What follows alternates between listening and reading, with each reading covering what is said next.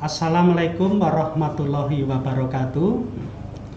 Selamat pagi anak-anakku, beserta masa pengenalan lingkungan sekolah bagi peserta didik SMA Negeri 1 Sewon. Semoga kalian dalam keadaan sehat walafiat ya. Sehat semua ya. Amin. Pada kesempatan hari kedua, saya yang diberi tugas oleh kepala sekolah untuk menyampaikan materi tata krama dan budaya belajar efektif.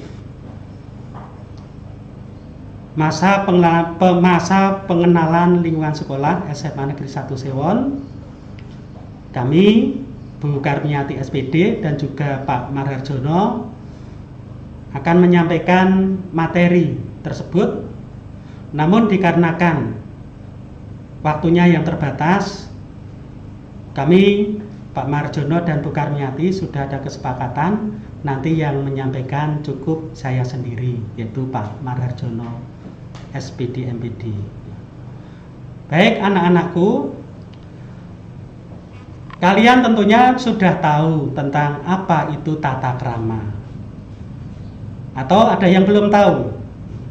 Baik, kalau belum tahu, ini saya jelaskan bahwa pengertian tata krama ya. Tata krama itu terdiri atas kata, tata, dan krama. Tata berarti adat, aturan, norma, peraturan. Makanya ada tata tertib ya. Kemudian krama. Krama itu berarti sopan santun, kelakuan, tindakan, perbuatan, tingkah laku ya, tuh. Jadi tata krama itu berarti adat sopan santun, kebiasaan sopan santun. Yang kedua, bahwa tata krama itu menjadi bagian dalam kehidupan. Kenapa tata krama kok menjadi bagian dalam kehidupan ya? Karena begini, pada waktu kalian masih ke anak-anak, ini orang tua Anda ya, bapak ibu Anda itu sudah melatih kalian untuk, misalnya Anda dilatih menerima pemberian orang dengan tangan sebelah kanan dengan mengucapkan terima kasih ya. Contohnya ya. Kemudian orang tua kalian melatih Anda cara makan, cara minum, menyapa dan memberi hormat dan berpakaian ya. Nah, lama-kelamaan perilaku kalian itu menjadi kebiasaan yang harus dilaksanakan setiap hari. Maka dengan demikian tata krama itu adalah kebiasaan yang dalam hubungan dalam antar manusia. Sekali lagi, tata krama adalah kebiasaan yang lahir dalam hubungan antar manusia. Kemudian anak-anakku, tata krama itu terdiri dua hal. Tata krama pergaulan dan komunikasi sebagai sifat alami manusia. Yang kedua, komunikasi dan tata krama pergaulan adalah hal yang tidak dapat dipisahkan. Yang keempat, kunci pokok dalam komunikasi ya.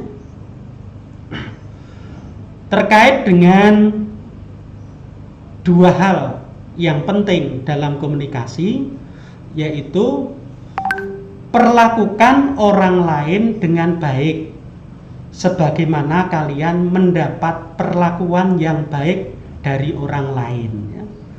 Jadi ini intinya begini anak-anakku.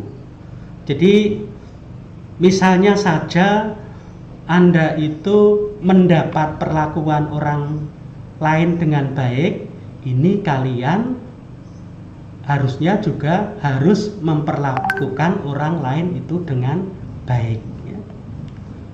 Apa yang Anda lakukan jika Anda itu berbuat baik, suatu saat Anda pasti mendapat perlakuan yang baik dari orang lain. Itu tidak harus yang memperlakukan baik itu adalah orang yang Anda atau orang yang kalian lakukan dengan baik, tapi bisa yang membalas hal yang baik itu adalah orang lain. Kemudian kunci yang kedua, bahwa setiap orang itu mempunyai perbedaan. Tidak ada orang itu yang mempunyai karakter atau sifat yang sama, ya.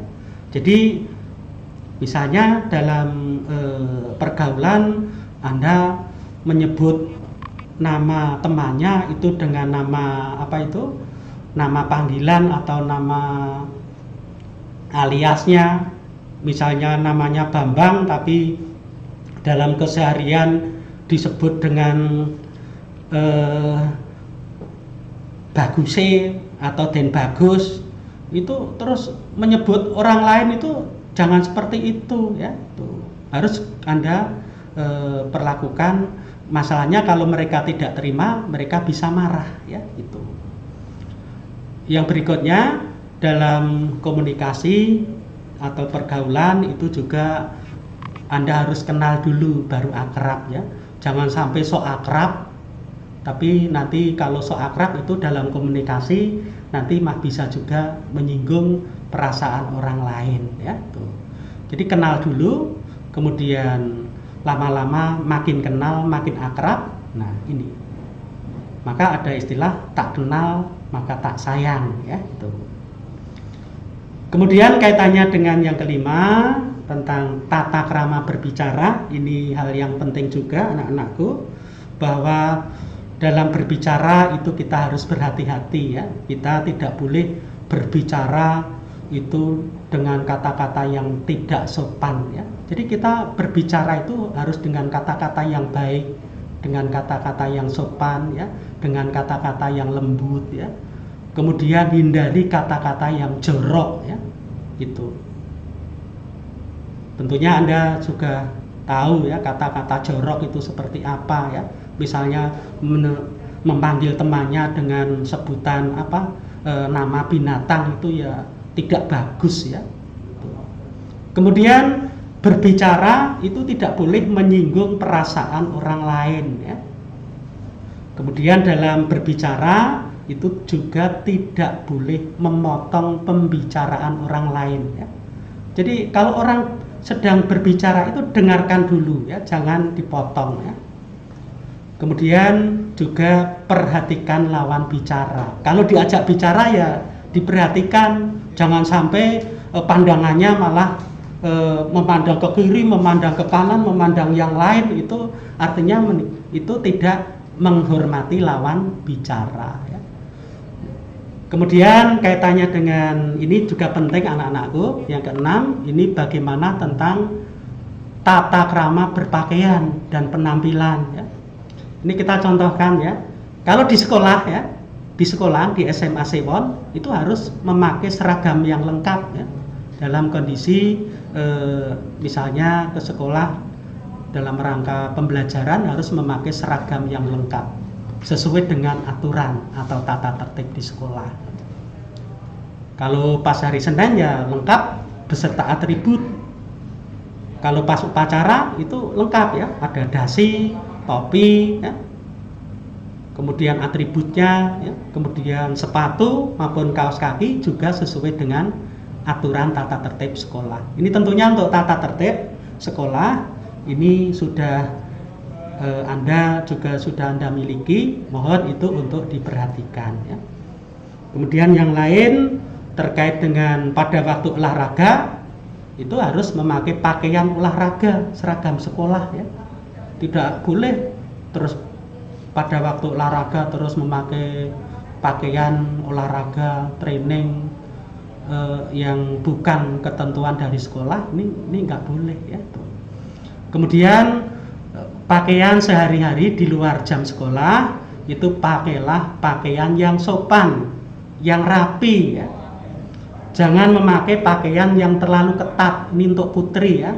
Ini karena kalau anak putri kok memakai pakaian yang ketat itu bisa juga mengundang nafsu orang lain ya, terutama lelaki ya, maka bisa jadi terjadi kriminalitas ya, itu ya, pemerkosaan dan sebagainya. Ini karena ini hal-hal cara berpakaian yang kurang apa ya, tidak sesuai dengan normanya ya. Kemudian untuk laki-laki atau putra atau putri jangan sampai celana panjang kok, celana bagus-bagus kemudian mereka sobeki di pas lutut atau di bawah lutut disobek ya. Kemudian penampilan ya, penampilan tuh ya berpenampilanlah yang bagus, yang sesuai norma ya. Jangan sampai potongan rambut ya, penampilan yang bagus ya ini potongan rambut yang rapi ya, tidak gondrong ya, rambutnya tidak boleh disemir warna, itu juga perlu Anda perhatikan ya. Kemudian tidak bertato ya untuk putra ya. Untuk putra tidak memakai anting-anting ya, ini nggak boleh ya, anting-anting kok dipakai, padahal ini adalah perhiasan putri ya. Kemudian yang putri tidak boleh memakai perhiasan yang berlebihan, ini karena juga akan memancing kriminalitas penjahat ya. Nah, kemudian ini penting juga ya, yang nomor 7, tata krama pergaulan yang baik ya. Itu yang penting ini adalah ini, Anda harus menghormati orang lain ya. Dengan sesama orang lain Anda harus menghormati, entah itu yang tua, entah itu yang muda, entah itu yang sebaya ya. Kemudian sikap yang lembah lembut ya, sikap yang sopan, santun, lemah lembut ya, itu dengan orang lain itu harus semacam ini ya, dengan temannya, dengan keluarga, dengan orang lain ya. Nah ini lakukan dengan 3S ya, dalam bergaulan itu lakukan dengan 3S ya. Apa saja itu? Di antaranya ini, dengan senyum atau riang gembira. Jangan berpenampilan kok seperti pemarah ya, itu jangan ya. Harus senyum dengan riang dan gembira. Kemudian dengan sapa ya, senyum, sapa. Selalu menyapa jika berpapasan. Mau kemana Bu Guru? Mau kemana Pak Guru? Badhe tindak pundi Pak? Badhe tindak pundi Bu? Nah ini namanya menyapa ya. Ini harus Anda lakukan setiap ketemu dengan orang lain, dengan keluarga, dengan teman, dengan Pak Guru, dengan Pak Guru, dengan Bu Guru ya. Kemudian salam ya. Jika ketemu itu mengucapkan Assalamualaikum ya, warahmatullahi wabarakatuh. Kemudian kalau disapa Assalamualaikum ya menjawab Waalaikumsalam warahmatullahi wabarakatuh. Selamat pagi, selamat siang tuh. Disapa ya harus menjawab selamat pagi Pak, selamat pagi Bu itu. Kemudian ini kata-kata kunci penting juga ini, jika kalian diberi sesuatu itu harus mengucapkan terima kasih ya. Matur nuwun ya. Ya, ini jika diberi sesuatu. Tuh. Kemudian jika kalian itu misalnya bersalah ataupun tidak bersalah, itu minta maaf ya. Minta maaf pada orang yang kita ajak bicara ya. Orang yang kita ajak bergaul ya. Mohon maaf ya Bapak, Ibu, nyuwun pangapunten nggih Pak, nyuwun pangapunten nggih Bu, ngoten niku ya. Ini. Kemudian misalnya Anda mau lewat ya, kebetulan di ruang guru, di serambi ruang guru ada Bu Guru, ada Pak Guru, Anda mau lewat, itu Anda harus mengucapkan ini, permisi Pak, permisi Bu, derek langkung Pak, derek langkung Bu, begitu ya. Ini harus Anda lakukan, harus Anda biasakan ya. Tuh. Nah, kemudian kaitannya pada masa pandemi COVID ini, kalian juga harus memiliki tata krama ya, memiliki sopan santun yang harus Anda lakukan selama masa pandemi Covid dalam pergaulan ya. Ini tentunya yaitu dengan selalu menerapkan protokol kesehatan ya. Dengan selalu menerapkan protokol kesehatan ya. Dengan memakai masker ya. Lebih-lebih pada saat ini wabah pandemi COVID-19 ini di Jawa Bali itu meningkat gratis ya. Ini kalau perlu masker itu ya didobel ya. Maskernya 2, tidak apa-apa ya. Dan kita menganggap bahwa orang lain itu OTG ya. Makanya kita harus hati-hati benar itu ya. Kemudian selalu cuci tangan pakai sabun pada air mengalir ya. Cuci tangan pakai sabun pada air mengalir ya. Atau memakai hand sanitizer ya. Kemudian jaga jarak dan hindari kerumunan. Nah, ini 3M ini harus Anda lakukan. Kemudian kalau kondisi batuk, pilek, kurang sehat, ini lebih baik istirahat di rumah dulu. Jangan kondisi batuk, pilek, kurang sehat kok malah berkumpul dengan temannya, itu nanti mah bisa mengakibatkan ini menularkan batuk pilek atau kurang sehat itu. Lebih-lebih yang menjurus ke positif Covid, nah ini mah nanti bisa mengakibatkan menularkan pada orang lain ya. Kemudian yang lain yaitu misalnya sudah positif Covid, misalnya ada keluarga, bapak atau ibu atau adik itu kok positif Covid, Anda yang dalam satu keluarga ini harus melakukan isolasi mandiri di rumah ya. Ini permasalahannya nanti kalau Anda ada keluarga yang positif kok malah bermain, bergaul dengan teman-temannya di luar, itu nanti bisa berakibat ini menularkan Covid ya. Tuh. Baik, ini tentang tata krama ya, tentang tata krama ya. Kemudian yang lain untuk materi yang kedua yaitu tentang budaya belajar efektif ya. Jadi sebelum ke materi yang kedua, budaya belajar efektif, sekali lagi untuk tata krama ini mohon Anda perhatikan betul-betul ya. Karena kalau Anda itu dalam bergaul, dalam berbicara itu sopan, santun, lemah, lembut ya, itu nanti akan membawa harumnya sekolah, harumnya keluarga.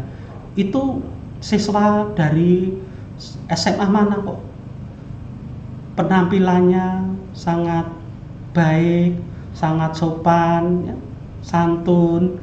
Itu putrane sinten niku, putranya siapa, putranya Pak siapa, putranya Bu siapa. Nah ini ya, ini maka untuk masalah sopan santun dalam pergaulan itu tetap harus Anda perhatikan ya.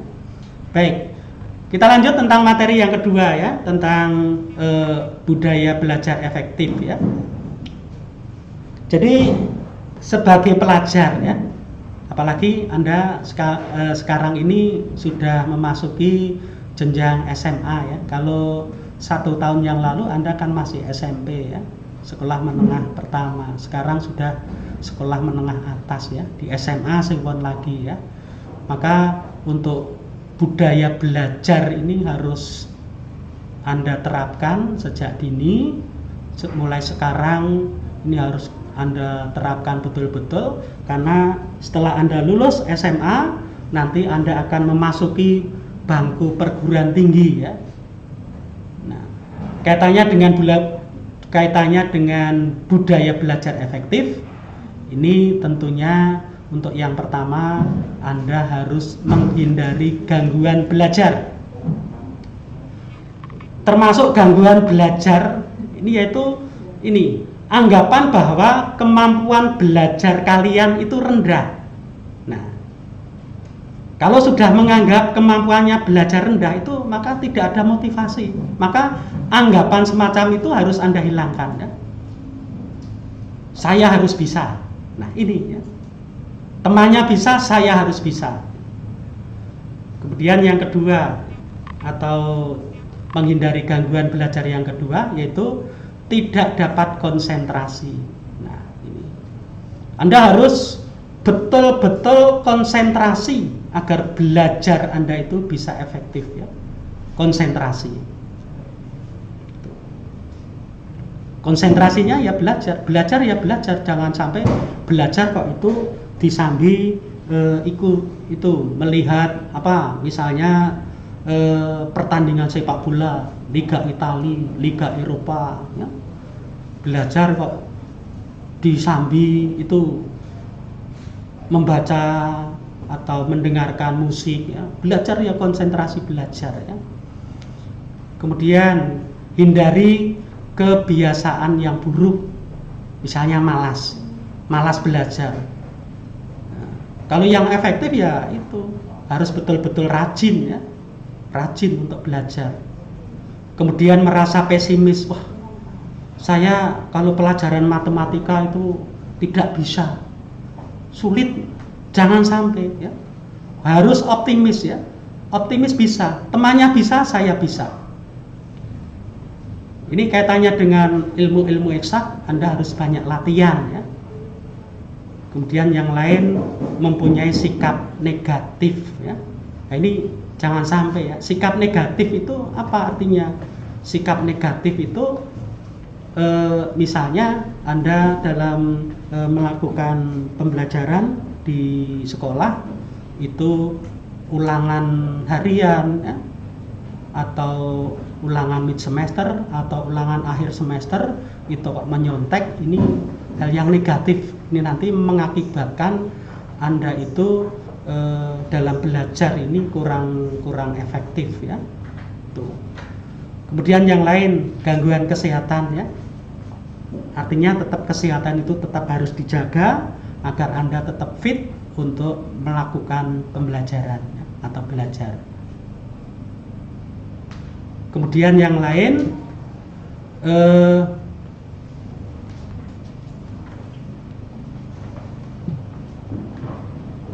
dalam belajar efektif ini dilakukan dengan ini belajar secara rutin ya, secara rutin setiap hari lakukan belajar secara rutin ya, entah pelajaran apa saja, baik yang pelajarannya terutama yang pelajaran yang sulit, kemudian yang agak sulit, kemudian yang mudah. Nah yang sulit itu tentunya nanti bisa dilakukan secara berulang-ulang. Kemudian membaca bahan secara keseluruhan, baru pada bagian-bagian yang penting ya. Jadi kalau belajar itu semuanya dibaca dulu ya. Kemudian bagian yang penting baru bisa dikasih stabilo ya, atau tanda ya. Kemudian bisa juga dengan membuat ringkasan hal-hal yang penting ya. Kemudian yang lain dapat mengambil kesimpulan dari apa yang dipelajari ya. Yang terakhir yaitu banyak latihan dan mengerjakan soal ya. Ini artinya tetap perlu diasah ya, dalam untuk menjadi bisa, untuk menjadi paham betul tentang materi. Ini tetap harus diasah dengan latihan ya. Baik, yang ketiga, belajar efektif ini akan membawa hasil guna yang tinggi, yaitu perubahan pengetahuan kognitif dari tidak tahu menjadi tahu. Nah, ini manfaat dari belajar yang efektif ya. Semula yang tidak tahu akan menjadi tahu ya. Yang kedua, perubahan sikap afektif dari negatif menjadi positif ya. Ini kaitannya dengan sikap ya. Sikap yang semula minat belajarnya itu rendah karena dulu selalu dipengaruhi oleh temannya untuk diajak bermain. Nah, ini kalau Anda sudah, atau kalau kalian Anda itu sudah punya motivasi belajar, dan nanti menjadi positif ya. Ini perubahan sikap afektif dan menjadi positif. Ini contohnya itu, dulu bermain sama temannya, kemudian dikurangi, kemudian selalu rajin belajar. Kemudian yang berikutnya yaitu perubahan keterampilan psikomotor, tidak terampil menjadi terampil. Nah, ini contohnya kalau keterampilan itu misalnya yang kelas olahraga, kalau dulu latihan bola voli atau latihan cabur yang lain ya, ada renang, bola voli, sepak bola, dulu latihannya ogah-ogahan, tidak rutin ya. Tapi setelah ada perubahan menjadi rajin untuk berlatih, itu nanti keterampilan psikomotor olahraga itu nanti akan lebih matang ya dalam melakukan latihan-latihan olahraga ya. Hal yang penting juga anak-anakku peserta MPLS SMA Negeri 1 Sewon, bahwa saat ini masa pandemi COVID ini kaitannya belajar itu supaya efektif ya, karena selama pandemi COVID ini pembelajaran itu dilakukan secara daring ya, secara daring atau menggunakan ini, entah itu nanti menggunakan LMS, kemudian atau dengan yang lainnya ya, itu perlu bagaimana agar dalam melakukan pembelajaran daring ya, itu bisa dilakukan dengan efektif. Nah, ini bisa dilakukan dengan cara ini ya. Yang pertama, jangan terlalu lama di depan laptop ya. Kalau terlalu lama di depan laptop atau di depan handphone itu nanti akan jenuh ya, akan penat ya, di pikiran itu akan penat ya. Itu. Kemudian berkomunikasi dengan orang lain di rumah ya. Ini harus diinformasikan ke anggota keluarga. Pak, Bu, Mas, ini saya baru PJJ, pembelajaran jarak jauh. Jangan mengganggu. Gitu ya. Nanti kalau anggota keluarga itu sudah tahu, mereka akan istilahnya dalam berkata itu tidak keras-keras ya, atau mereka akan tahu, oh anak saya baru belajar, ini saya menemui tamu yang agak jauh dari ruang belajarnya. Kemudian berikan hadiah kepada dirimu sendiri. Hadiah itu reward ya. Contohnya ketika Anda itu belajar PJJ, yaitu Anda itu harus memberi kalian itu ya reward ya. Ya makan yang makan minum yang Anda sukai ya. Misalnya Anda pingin pingin nyanyi ya, nyanyilah dulu ya, enggak apa-apa ya. Karena dalam PJJ itu kadang juga setelah Bapak Ibu guru menyampaikan materi, kemudian ada tugas, kalian mengerjakan tugas. Nah, di sela-sela mengerjakan tugas itu Anda bisa makan, bisa minum ya. Karena tugas-tugas itu untuk Bapak Ibu guru di SMA Sewon itu tidak seketika itu harus dikumpulkan. Kadang bisa ada tenggang waktu 2 hari atau 3 hari dikumpulkan, bahkan ada yang seminggu ya itu ya. Kemudian yang lain, belajar secara berkala atau berkali-kali. Jadi kaitannya dengan materi dari Bapak Ibu, ini tolong dipelajari, selalu berulang-ulang kali dipelajari agar Anda itu materi yang disampaikan itu agar Anda itu betul-betul paham ya. Kemudian temukan gaya belajarmu sendiri. Ini penting ya. Misalnya waktu belajar itu yang paling pas untuk kalian itu saatnya, misalnya kalau Pak Marharjono dulu belajar itu yang enak itu mah justru pada waktu dini hari ya. Misalnya jam 3 pagi. Iya, jam 3 pagi bisa ya. Nanti sampai adzan subuh ya sholat subuh dulu begitu ya. Atau ada yang ini belajarnya itu pukul pukul 19 atau 19.30 ya. Setelah melakukan sholat isya bagi yang Islam ya. Nah ini kemudian nanti sampai jam 11 misalnya, baru pukul 11 istirahat ya. Nah ini tidur dan istirahat yang cukup ini juga bisa manfaatkan agar Anda itu kalau tidur dan istirahat yang cukup itu nanti Anda untuk belajar itu juga enak ya. Jangan sampai belajar itu monoton terus menerus, wayangan ya, malam-malam wayangan, tidurnya cuman dalam semalam itu hanya 2 jam. Nah ini nanti akan mengganggu kesehatan kalau semacam ini. Makanya tidur dan istirahat harus yang cukup ya. Kemudian yang lain, kerjakan hal yang sulit yang terlebih dulu.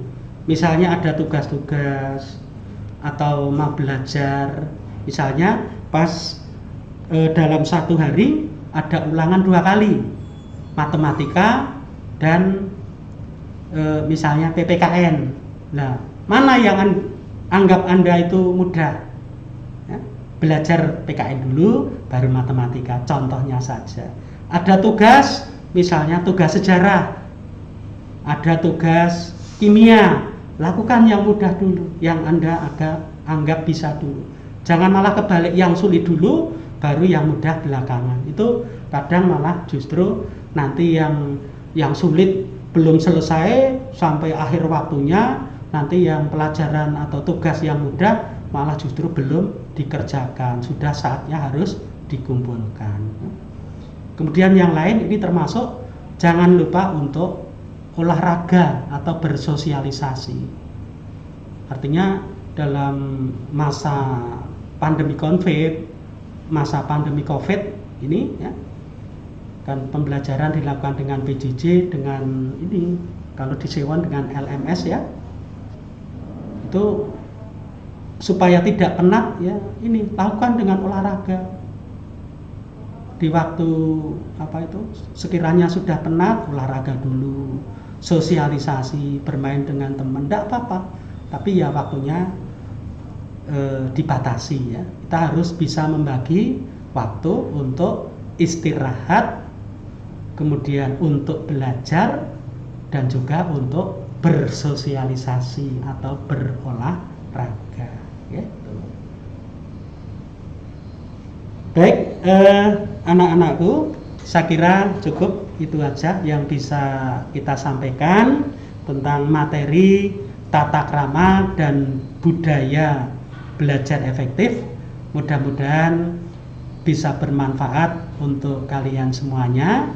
Yang jelas, mari tata krama atau sopan santun ini harus Anda lakukan dalam pergaulan. Kemudian untuk belajar ini tolong harus Anda lakukan dengan sebaik-baiknya agar nanti bisa membawa hasil apa yang menjadi cita-cita kalian nanti akan tercapai. Terima kasih. Ada kurang lebihnya saya mohon maaf, kita akhiri. Wassalamualaikum warahmatullahi wabarakatuh. Terima kasih kepada Bapak Marharjono atas materi yang telah disampaikan. Anak-anakku tetap semangat mengikuti MPLS pada hari kedua ini. Materi berikutnya adalah pendidikan karakter melalui IMTAK. Untuk yang beragama Muslim tetap berada di video ini bersama Bapak Saifuddin MSI. Bagi yang beragama Kristiani yaitu Katolik dan Kristen bisa meninggalkan video ini sejenak karena materi akan disampaikan melalui grup kelas masing-masing. Selamat mengikuti.